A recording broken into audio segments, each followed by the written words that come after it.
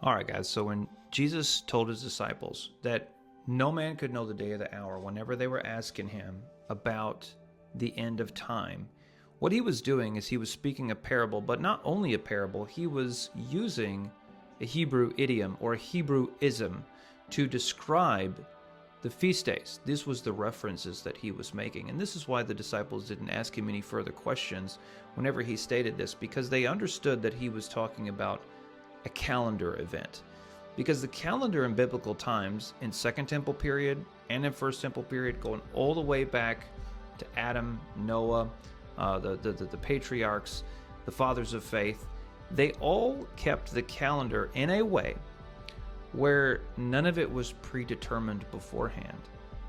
You actually had to go out and witness the new moon at the beginning of the month. The Sanhedrin would send out 2 witnesses at the beginning of every month to sight the new moon so that they could declare the month sanctified. None of this was predetermined. They had an idea of when the new moon was going to come because it was generally somewhere between 29 to 30 days. So seeing that they knew this, they were keeping count. So they would count the days, and then either on the 29th day, they would send out the 2 witnesses to go inside the new moon. If they didn't see the new moon, or if it was too cloudy, they wouldn't return until they did. So when they did return, they would tell the Sanhedrin what they saw. And the Sanhedrin had diagrams on the wall that they would point to and say, was it this moon? Was it this moon? Or was it this moon? And they would point to say, this was the moon that we saw. And then they would declare the beginning of the month. Now, the Feast of Trumpets is unique to this. The reason why the Feast of Trumpets is unique is because it's on the first day of the month. And knowing that the first day of the month could not be pre-calculated or it could not be predetermined in advance, it required the 2 witnesses. Now, you couple this with what Jesus is telling his disciples. No man can know the day or the hour. And when you look at the book of Revelations and you marry this knowledge, what Jesus is telling his disciples in Matthew 24, with what the book of Revelations is telling you, what is the theme? All throughout Revelation, it's trumpets, trumpets, trumpets. And then you get all the way to chapter 11. What does it tell you? 2 witnesses are coming. 2 witnesses are coming to declare the day. Because in history, it's always been that the feast day could not be declared, nor the new month declared, until the witnesses return.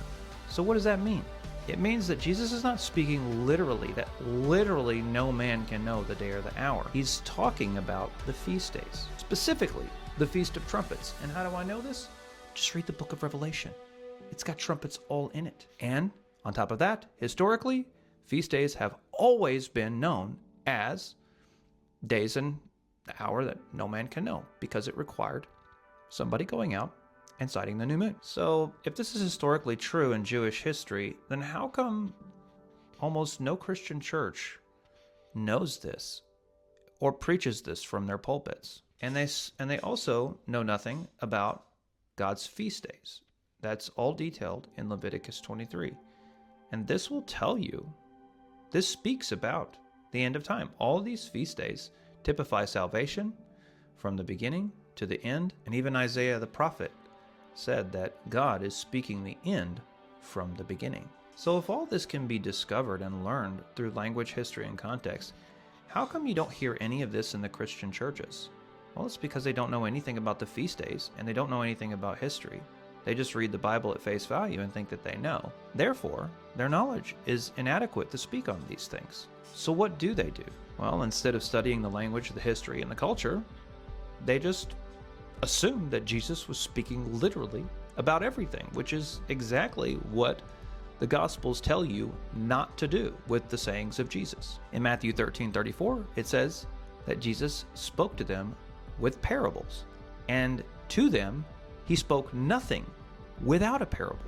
And then to his disciples privately in Matthew 13:11, he says, it is for you to know the mysteries of the kingdom of God.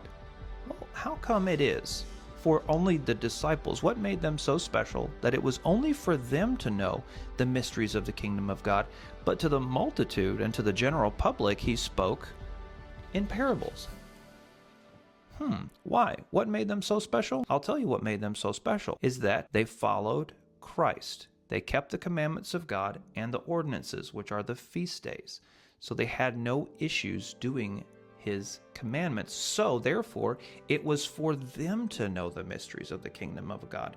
But to the general public who was following the takanot, or the traditions of the Pharisees, it was shrouded for them in mystery via a parable. And Jesus further expounds upon this in Matthew 13:13 by saying, I only speak to them in parables, so that seeing they may not see, and hearing they may not hear. But to the obedient, to the true followers, to the people who are on the watchtower, to the people who are paying attention and praying and watching and being obedient, to them the mysteries of the kingdom are to be known. And anyone who came to Jesus with an obedient and humble heart, he not only healed them, but he also revealed mysteries to him. Look at the Samaritan woman that he met at the well. Jews at that time looked at the Samaritans as anathema. They wouldn't be caught dead talking to a Samaritan because they were commonly known as an idolatrous and wayward people. However, Jesus took his time with a Samaritan woman.